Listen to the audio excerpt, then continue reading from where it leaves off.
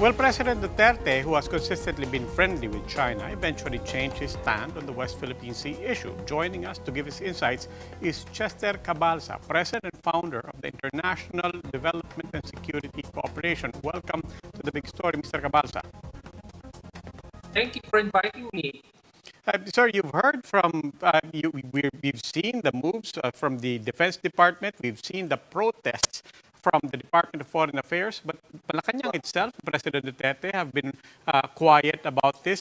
Do you necessarily see anything inconsistent in that, or does this still make for a reconcilable strategy on the part of the government? Well, basically, the silence is really alarming because basically, since he's the chief architect and the commander-in-chief of armed forces, we need to hear something from here, from him. And basically, whatever would be his decision later on will have a greater effect on our bilateral relations with Beijing. Right now, his silence means more. Of course, more strategy and maneuvering coming from Beijing because the more the more the silence stays longer, Beijing will become more aggressive. And the minute that he says something, then that's the command that he will give to the diplomats and to the soldiers of our country.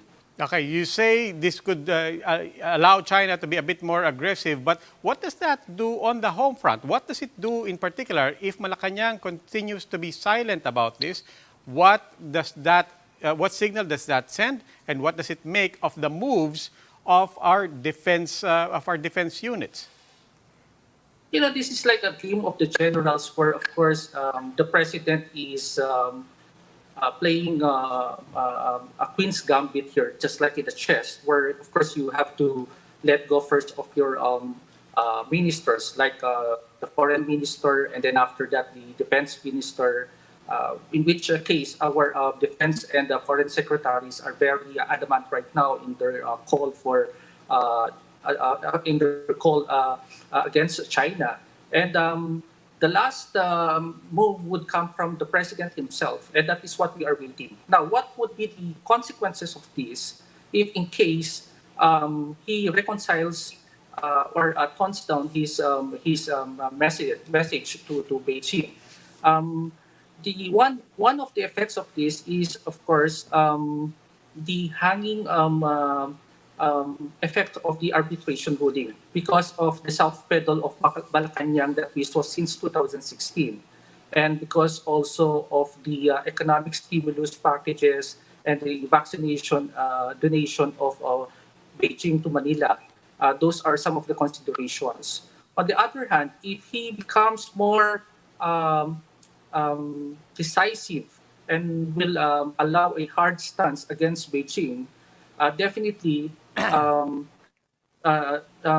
Beijing will react. But he should not be afraid because in this case, we have alliances to support us.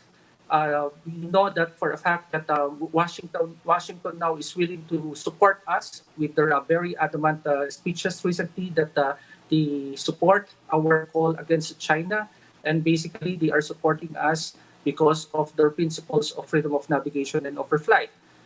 We also considered the alliance coming from Western powers, European navies, from Germany and France.